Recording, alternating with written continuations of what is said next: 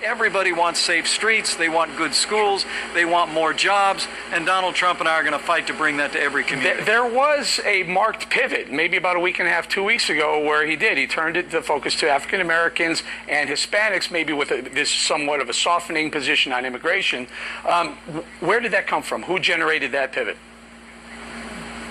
Well, I can tell you the person running Donald Trump's campaign, the person writing Donald Trump's speeches is Donald Trump. I mean, what you get from Donald Trump, and I just saw it here in North Carolina today again, Eric, is he has made a connection with the American people like no one in my lifetime since Ronald Reagan. And it's because, quite a contrast with Hillary Clinton, he's a truth teller who speaks straight from his mind, straight from his heart. And so I know many of the pundits and the political class want to see some sort of strategy that's at work. What I can tell you is Donald Trump is speaking his mind straight to the American people. They hear him loud and clear, and I truly do believe the momentum in this campaign is extraordinary, and it's going to carry us all the way to victory in November. Now, we're going to leave it there, Governor. Before we let you go, I just want to point out to our audience, you're at Manufacturing Methods in North Carolina, tool and die company, a flourishing tool and die that started as a small business that expanded, and that's the reason you're there. And thank you very much for spending some time with us tonight. All right, Eric, this is, and we couldn't be more proud to be here. Yes, sir. All right, thank you very much. Up next, reaction from the other side to our we've got new inside details. Stay tuned. Talking segment tonight, reaction to our interview with the Republican vice presidential nominee Mike Pence. Joining us now from Washington, former Democratic Congressman Dennis Kucinich. Okay, Congressman, let's go. What do you like best? What didn't you like? Governor Pence proved why he was chosen by Donald Trump. He presents himself in a very level-headed way. He explains things. He has a depth of knowledge of government, and he was a solid choice, and he continues to demonstrate that. Clinton Foundation, he wants, and Donald Trump and Mike Pence are calling for the independent prosecutor to take a look. You know, that's aside from what the FBI may or may not be doing, but they want to take a look into the Clinton Foundation dealings. What do you think of the Clinton Foundation? Well, first of all, the questions that have been raised about pay-to-play are questions that are of the public interest. They have to be looked at. They cannot be dismissed out of hand. But as far as the appointment of a special prosecutor, by rid of a special prosecutor, I believe the Constitution was set up to handle this, and that Congress, in this case, you have a special committee chaired by Chairman Gowdy, the Government Oversight Committee chaired by Chairman Chaffetz.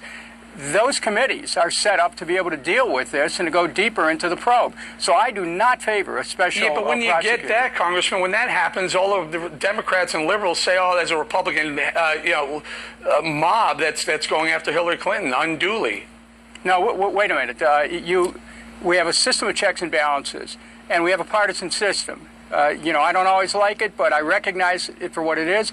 And I think that the people who are in charge of those committees have the capacity to be able to look at evidence objectively for what it is. I do not want Congress to give up its authority to a fourth branch of special prosecutor. Congressman, did the system of checks and balances check off or sign off on Hillary Clinton's ability to run the Clinton Foundation and the State Department at the same time? Well, you could see that there was a responsibility that Secretary had to provide information. There's a question as to whether information was provided to the Obama White House. Congressman, yes, sir. She got approval to do this by who? Herself. Look, I'm not defending, to be very clear about this, that position that has been taken by Secretary Clinton cannot be defended, but what you can say, and this is the matter of import here, has a whole range of problems in our constitutional structure. I favor Congress doing its job, and Congress must pick up where it left off with this probe. All right, let's move on. I think we're moving on. Okay, so on the black vote, I asked Governor Pence about Donald Trump's pivot to address the black vote. He has 8%. Now, unless my numbers are wrong, John McCain only pulled in about 4 or 5% of the black vote, and Mitt Romney 5 or 6% of the black vote. So Trump right now is polling better with the blacks than either of the prior two Republicans. Well, African-American voters have a right to know what's going to be done with respect to creation of jobs, health care, education of the children, and frankly, if you look at the statistics in the last few years, families, principally because of the subprime meltdown. Under President Obama, the first African-American president. Well, you know, it happened, period. And why did it happen? The subprime meltdown caused a diminishing of the wealth of African-American families who had their wealth stored up in their homes. And so I can tell you from Cleveland, where I'm at, Cleveland area was devastated by the subprime meltdown, where no-doc, low-doc loans were proliferating, banks were cashing in, and neighborhoods later on were devastated. Well, Donald Trump should be speaking to that. And as someone who's challenged Wall Street in various ways and doesn't get along very well with Wall Street, he may be in a better position to address some of those economic issues. All right, Congressman, thank you very much for joining us tonight. Thank you. Might be able to change that would accommodate those people that contribute to society, have been law-abiding, have kids here. Would there be any room in your mind, or you, because I know you had a meeting this week with Hispanic leaders. I did. I had a meeting with great people, great Hispanic leaders, and there certainly can be a softening, because we're not looking to hurt people. We want people. We have some great people in this country. We have some great people in this country. So, but we're going to follow the laws of this country. With Trump indicating his position may now be softening, will it help or harm his campaign?